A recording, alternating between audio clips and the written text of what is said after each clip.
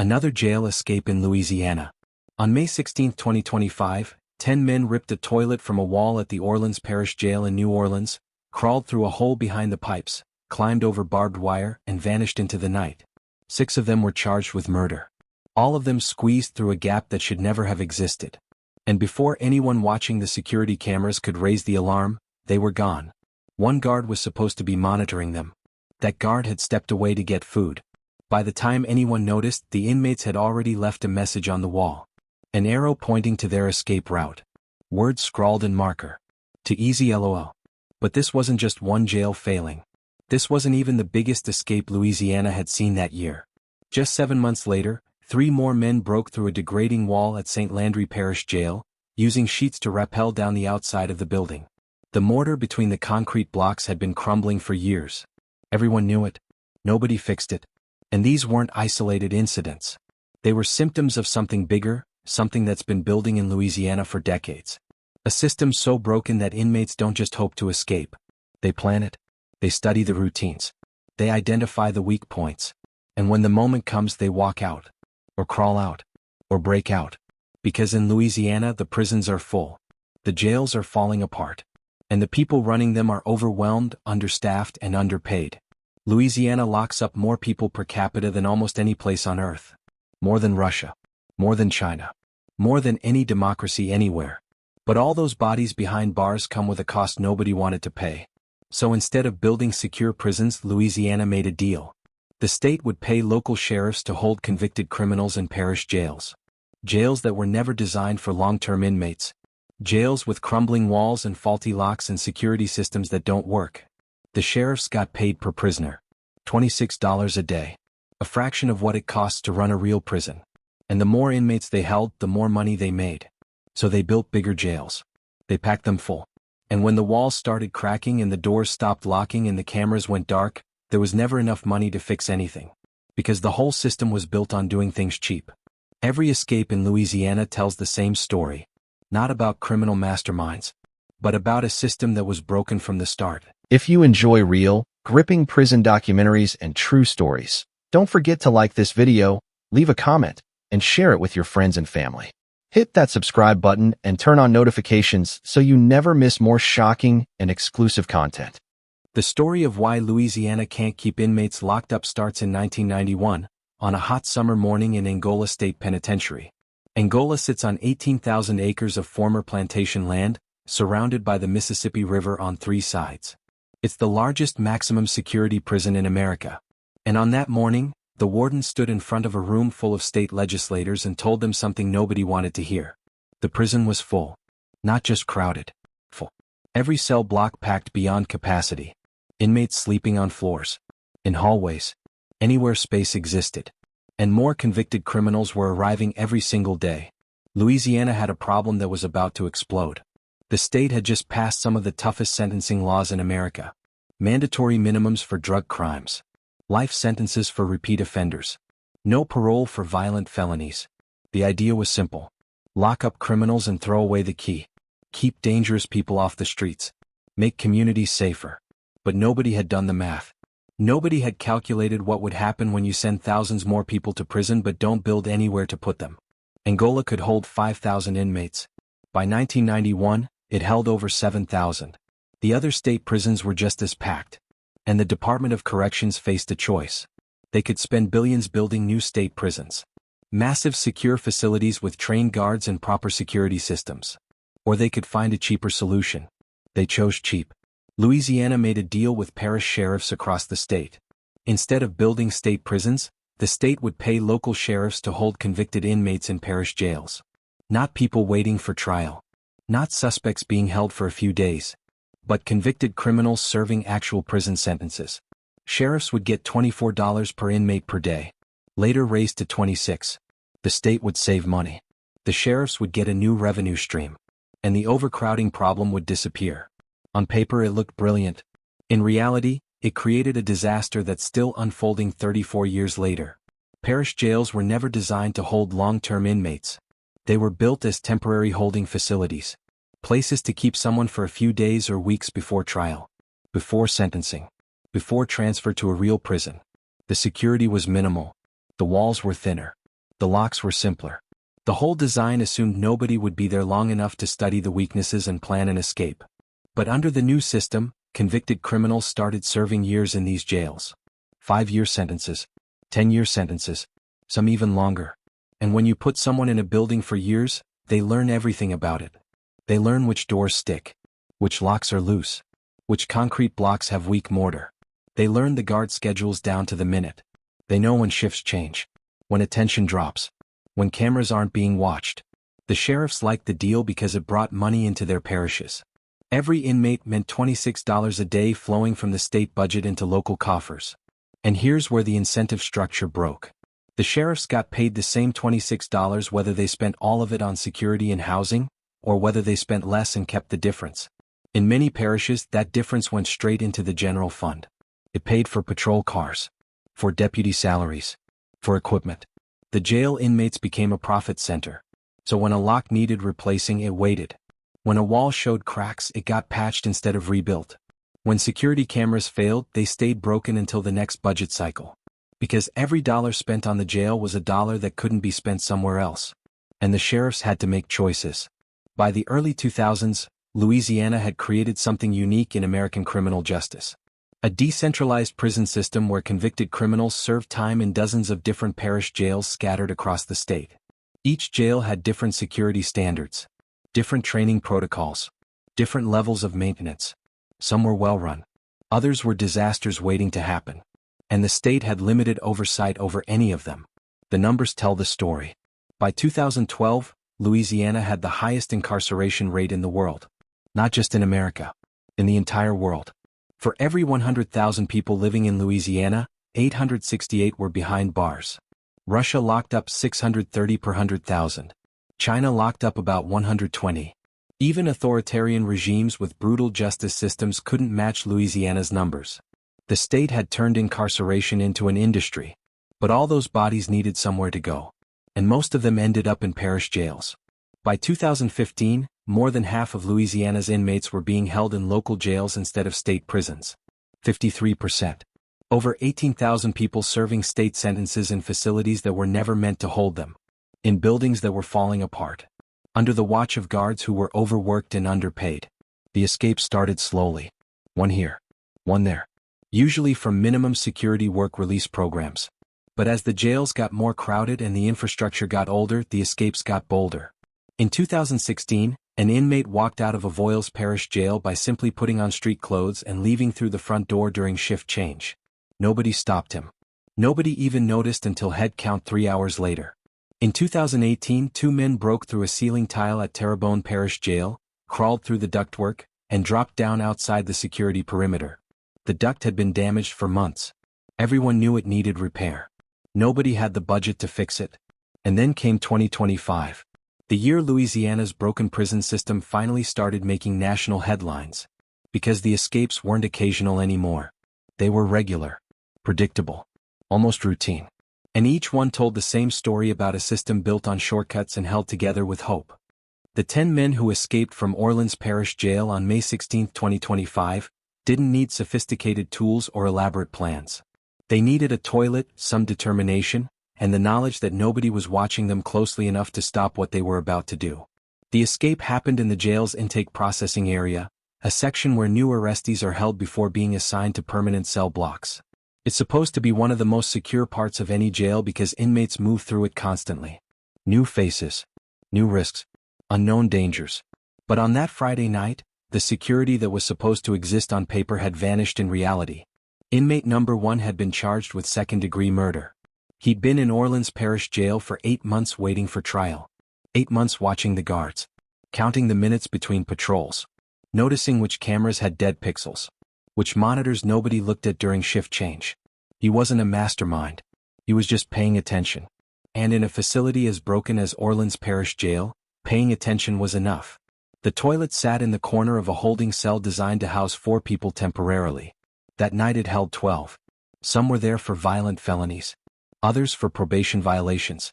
One was waiting to be transferred to state prison after his conviction.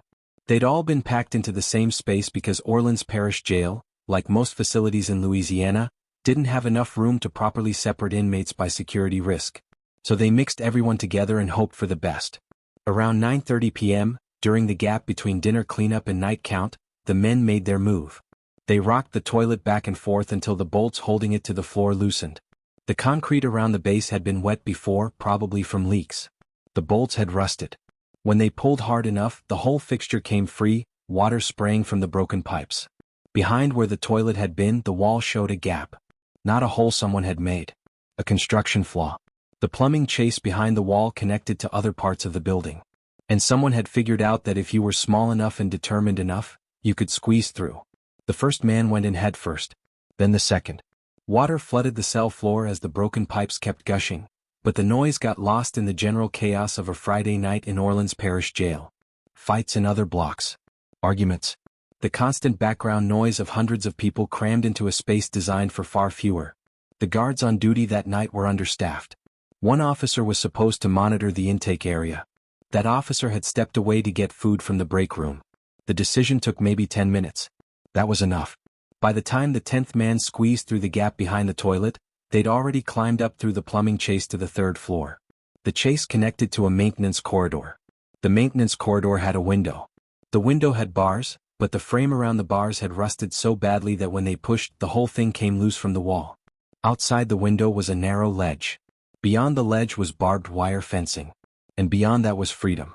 They used their jumpsuits as padding to get over the barbed wire. Some got cut. All of them made it over.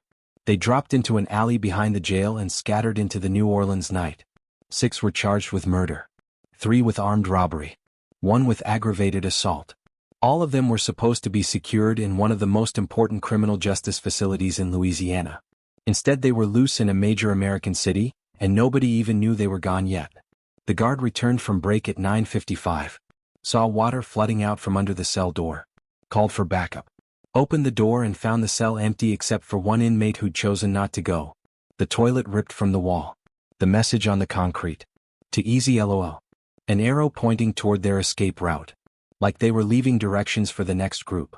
The manhunt started immediately. New Orleans police flooded the neighborhoods around the jail. Helicopters circled overhead. Roadblocks went up on major routes out of the city. Within 6 hours they'd caught 4 of the escapees. 2 were found hiding in an abandoned building 3 blocks from the jail. 2 more were caught trying to steal a car in the 7th Ward. By Sunday morning, 2 more were back in custody. That left 4 still out. 4 men charged with murder somewhere in Louisiana or beyond. The story made national news because 10 inmates escaping at once was dramatic. But people who'd been watching Louisiana's prison system weren't surprised. They were surprised it had taken this long to make headlines. Because Orleans Parish Jail had been a disaster for years. Everyone knew it. The city knew it. The state knew it. The federal government knew it because they'd been investigating conditions there since 2009. A federal consent decree had been in place since 2013, requiring the jail to fix numerous problems. Excessive violence, inadequate medical care, broken security systems, poor training, insufficient staffing. The list went on for pages. And 12 years later, most of those problems still existed. The city had spent millions on consultants and compliance monitors. They'd written plans and submitted reports. But the fundamental issues remained because fixing them required money New Orleans didn't have and political will that kept running into budget realities. The jail was built to hold around 3,200 inmates. It regularly held more. The building itself dated back to 2015, but it had been constructed with cost-saving measures that created problems from day one. Cheaper locks, thinner walls, security systems that barely worked when they were new. By 2025, 10 years of deferred maintenance had turned those initial shortcuts into catastrophic failures. The escapes weren't just about the physical building though. They were about staffing. Orleans Parish Sheriff's Office couldn't keep enough guards employed. The pay was low. The work was dangerous. The stress was constant. Guards quit faster than they could be replaced. So shifts ran understaffed. 1 guard covering areas that needed 3. Corners getting cut because there was no other choice. And inmates noticed every gap in coverage. 3 months before the Orleans Parish escape made national headlines, another breakout happened that barely got noticed outside Louisiana. On February 11, 2025, 2 inmates walked away from Livingston Parish Detention Center during a routine work detail. They were supposed to be mowing grass outside the facility's minimum security wing. Instead they kept walking past the lawn equipment, past the unfenced perimeter, and into the pine forests that surround the jail. Nobody realized they were gone for 45 minutes. Livingston Parish sits just east of Baton Rouge, in an area that's more rural than urban. Small towns. Long stretches of highway. Places where everybody knows everybody, except for the rotating population of inmates being held in the parish jail. The facility houses around 800 people on any given day. Some waiting for trial. Some serving sentences. The mix changes constantly, and keeping track of who's who becomes a job that's harder than it sounds when you're understaffed and overwhelmed. The two men who walked away weren't considered high risk. One was serving time for drug possession. The other for burglary. Both had been classified as minimum security, which meant they qualified for work details outside the secure perimeter. The theory behind work details is simple. Low-risk inmates get to work outside doing maintenance. They get fresh air, exercise, and a break from being locked in cells. The jail gets free labor. And everyone involved is supposed to follow rules that keep the system working. But the rules only work when everyone follows them. On February 11th, the guard supervising the work detail was watching 12 inmates with help from one other officer. 12 people spread across several acres of grounds. 2 guards trying to maintain visual contact with all of them while also managing the work itself. The math doesn't work. It never worked. But that's how the detail ran because there weren't enough guards to do it any other way. Around 2:30 in the afternoon, during the shift change between day and evening staff, the 2 inmates simply walked into the tree line and kept going. By the time anyone noticed, they had a 45-minute head start. In flat, open terrain that might not matter much. In the dense pine forests and swampland of Livingston Parish, 45 minutes was enough to disappear. The manhunt involved state police, local sheriff's deputies, tracking dogs, and eventually helicopters with thermal imaging. They searched for 3 days. Found nothing. The inmates had vanished into an area they knew better than the people chasing them. One of them had grown up in Livingston Parish. He knew the back roads, the hunting camps, the places where someone could hide if they knew where to look. On day 4, a resident called in a tip. Someone had broken into a camp about 12 miles from the jail. Stolen food, clothes, and a small amount of cash. By the time deputies arrived, the camp was empty again. They caught the first escapee on day 8, walking along Highway 190 trying to hitchhike. He was exhausted, hungry, and ready to give up. He told deputies his partner had gone a different direction after the first night. The second man stayed free for 19 days before being caught in Mississippi, 200 miles from where he'd started. Neither escape required sophisticated planning. Just opportunity and the knowledge that supervision was thin enough to create gaps. The Livingston Parish escape got a brief mention in local news. The warden gave a statement about reviewing security protocols. The sheriff promised increased vigilance. Then everyone moved on because in Louisiana, minimum security escapes happen often enough that they barely register as news anymore. But the escape revealed something important about how the system actually functions versus how it's supposed to function on paper. Louisiana's prison population includes thousands of people classified as minimum security. Nonviolent offenders serving time for drugs, theft, property crimes. People who according to risk assessments don't pose a danger to the public. In a well-funded system, these inmates would be held in minimum security facilities with appropriate staffing and supervision. But Louisiana doesn't have enough minimum security beds in state facilities. So these inmates get housed in parish jails, which also don't have enough appropriate beds or staff. The result is a constant shuffle of people between inappropriate placements, with security measures that don't match the actual risks. Work details exist because they're supposed to prepare inmates for release, teach work skills, provide structure, reduce idleness inside overcrowded facilities. All good goals. But when you're running work details with inadequate supervision because there's no money to hire enough guards, you're basically creating escape opportunities and hoping nobody takes them. Most inmates don't. Most follow the rules, do their time, and go home when their sentence ends. But some look at the thin supervision and make a calculation. The risk of getting caught versus the chance of freedom. And when the supervision is thin enough, some of them try.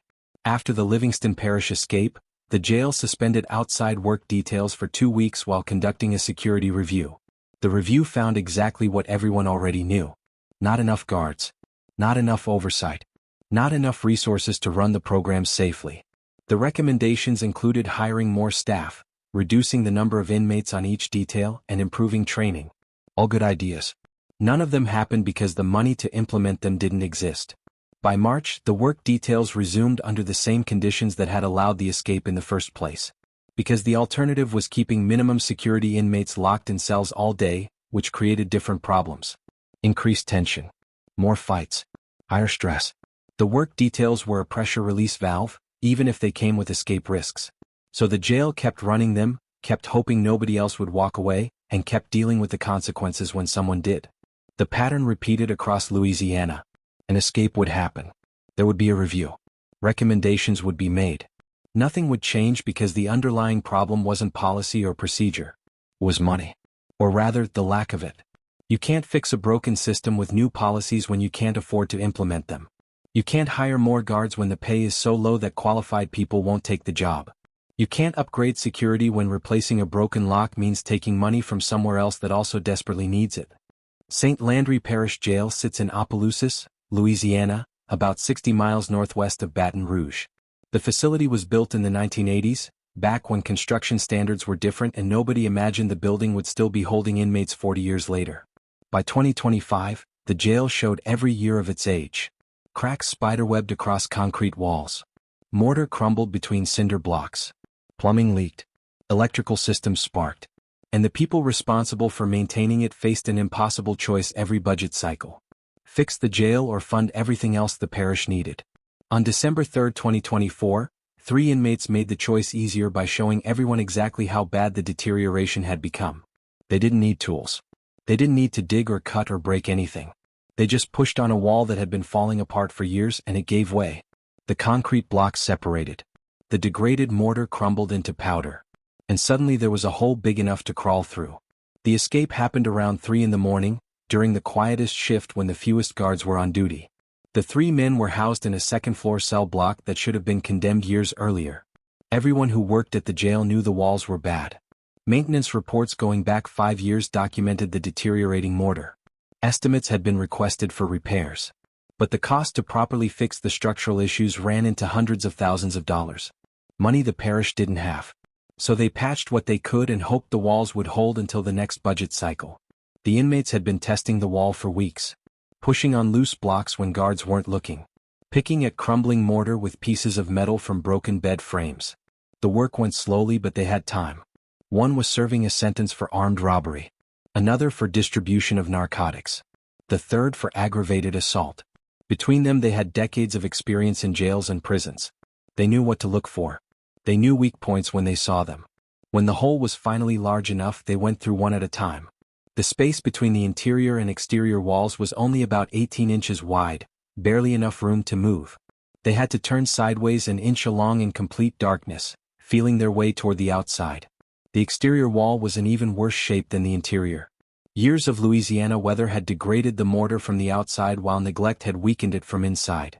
When they pushed on the exterior blocks, they shifted easily. Getting down from the second floor required sheets tied together, the classic escape method that works because it's simple. They secured one end to the cell bars, fed the makeshift rope through the hole, and climbed down the outside wall. The drop to the ground was only about 15 feet. All 3 made it without injury.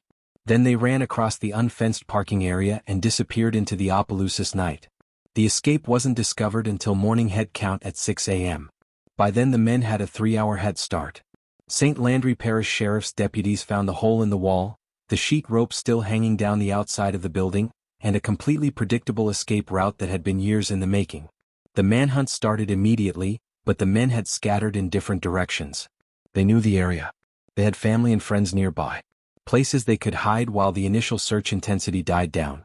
The first escapee was caught 2 days later trying to visit his girlfriend in Lafayette. The second turned himself in after a week, tired of running and sleeping rough. The third stayed free for almost a month before being arrested in Texas. When he was caught, he told investigators the wall had been so weak that he was surprised nobody had escaped through it sooner. He'd noticed the deteriorating mortar within days of being housed in that cell block. The only question had been when to make the attempt. After the escape, St. Landry Parish Jail brought in structural engineers to assess the building. Their report was damning. The cell block where the escape occurred needed immediate repairs. But so did 3 other sections of the jail. The exterior walls throughout the facility showed significant deterioration. The roof leaked in multiple places. Electrical wiring was outdated and potentially dangerous. Plumbing systems were failing. The estimated cost to bring the facility up to acceptable standards exceeded $4 million. The parish's entire annual budget for jail operations was less than $8 million. The engineers recommended closing sections of the jail until repairs could be made. But closing cell blocks meant reducing capacity. And reducing capacity meant the parish would have to turn away inmates or pay to house them somewhere else. The math didn't work. So they made emergency repairs to the worst sections, patched the hole the inmates had used, and kept operating while knowing that similar weaknesses existed throughout the building. St. Landry Parish wasn't unique. Across Louisiana, parish jails faced the same crisis. Buildings past their designed lifespan. Deferred maintenance stacking up year after year. Budgets that couldn't cover both operations and repairs.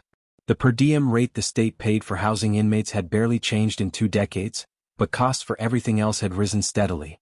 Insurance, utilities, medical care for inmates, guard salaries, though those stayed low compared to other law enforcement positions.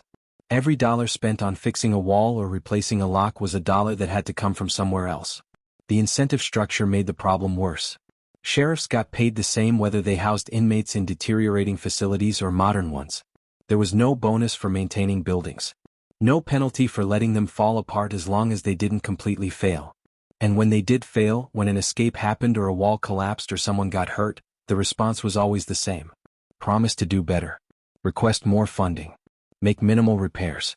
Then return to the same budget crisis that caused the problem in the first place. By early 2025, Louisiana had created a prison system held together by duct tape and hope. Literally in some cases. Guards at multiple facilities reported using duct tape to temporarily secure broken locks until maintenance could get around to proper repairs.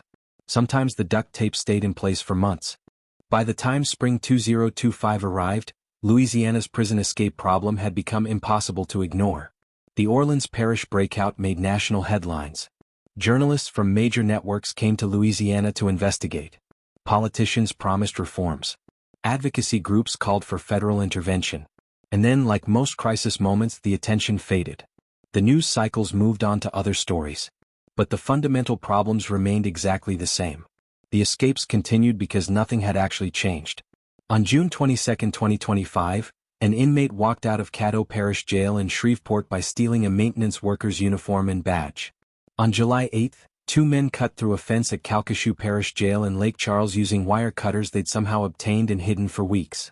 On August 15, an inmate scheduled for release was accidentally let go 3 days early due to paperwork errors at East Baton Rouge Parish Prison. He wasn't technically an escape. He was a clerical mistake. But the result was the same. Someone who was supposed to be locked up wasn't. Each incident triggered the same response cycle. Investigation. Promises of reform. Policy changes that looked good on paper but couldn't be implemented without resources nobody had. The sheriffs weren't negligent. The guards weren't lazy. The system itself was fundamentally broken, built on an economic model that had failed decades ago but kept stumbling forward because there was no alternative anyone could afford. The real question wasn't why inmates kept escaping from Louisiana jails. The real question was why more didn't try. Thousands of people serving state sentences in parish facilities designed for temporary holding. Buildings falling apart. Security systems failing. Guard coverage so thin that inmates could map the gaps. Yet most people did their time without attempting escape. They followed the rules, attended programs, worked their jobs, and went home when their sentences ended. The vast majority of inmates, even in the most broken facilities, never tried to run. But the ones who did revealed every weakness in a system held together by hope and habit. And those weaknesses were getting worse, not better. Louisiana's incarceration rate had started dropping after 2017, when the state passed criminal justice reforms reducing sentences for some offenses and expanding parole eligibility. By 2025, the prison population was down about 20% from its peak. That should have made things better. Fewer inmates meant less overcrowding. More resources per person. But the reduction in population didn't fix facilities that were already deteriorating. It didn't suddenly create money for repairs that had been deferred for years. And it didn't solve the fundamental economic problem of a system built on cheap. The per diem rate remained stuck at $26 per inmate per day. That same amount since the early 2000s. Inflation had eroded its value by nearly 40%. What cost $26 in 2000 required over $40 by 2025. But the state budget couldn't support increasing the rate without massive cost increases across the entire system. So the rate stayed frozen while everything else got more expensive. Food costs rose. Medical costs skyrocketed. Insurance premiums climbed. Utility bills increased. The gap between what it cost to house an inmate and what the state paid kept growing. Sheriffs responded the only way they could. By cutting corners. Deferred maintenance. Minimal repairs. Reduced staffing. Lower salaries that made it impossible to attract qualified guards. Every cost-saving measure created new vulnerabilities. Every vulnerability created new escape opportunities. The cycle fed itself. Some parishes tried to break the cycle. In 2023, Caddo Parish voters approved a tax increase specifically to fund jail improvements. The money paid for new security cameras, upgraded locks, and better training for guards. Escapes from Caddo Parish dropped. But that success story highlighted the problem everywhere else. Most parishes couldn't pass tax increases for jail improvements. Voters didn't want to pay more for better prisons. So most facilities kept deteriorating. Federal courts had intervened in several Louisiana jails, placing them under consent decrees requiring specific improvements. Orleans Parish, East Baton Rouge, St. Martin. The courts could order changes, but they couldn't create money to pay for them. So compliance dragged on for years while facilities made minimal progress toward meeting federal standards. The courts could hold sheriffs in contempt, but that didn't fix broken walls or hire more guards. The escapes would continue. Everyone involved in Louisiana's criminal justice system knew it. More inmates would find weak walls, broken locks, moments of inadequate supervision. Some would get caught quickly. Others would stay free for weeks or months. A few might never be found. Each escape would trigger investigations and promises and policy changes that couldn't address the real problem. Because the real problem wasn't security protocols or guard training or inmate classification systems. The real problem was that Louisiana had built a prison system on the cheap and discovered too late that cheap doesn't work when you're trying to keep people locked up. Buildings fall apart. People find ways out. And no amount of policy reform fixes deteriorating concrete and rusted metal. Louisiana incarcerates more people per capita than almost anywhere on earth. But it does it in facilities that are falling down. With guards who are overwhelmed and underpaid. In a system that was designed to save money and instead created endless problems that cost far more than doing it right would have in the first place. The escapes are just symptoms. Visible moments when the invisible cracks finally break through. The inmates who walked out of Orleans Parish Jail in May 2025 weren't criminal masterminds. They were just paying attention in a facility that had too many problems and not enough people watching. They found a weakness that had existed for years. They exploited it. And when they wrote their message on the wall, to easy LO, they weren't bragging. They were telling the truth. It was too easy. It had always been too easy. And until Louisiana finds a way to pay for the system it built, it will keep being too easy. The escapes will continue. The headlines will fade. And the cycle will repeat. Because some problems can't be fixed with policies. They can only be fixed with money. And Louisiana doesn't have it.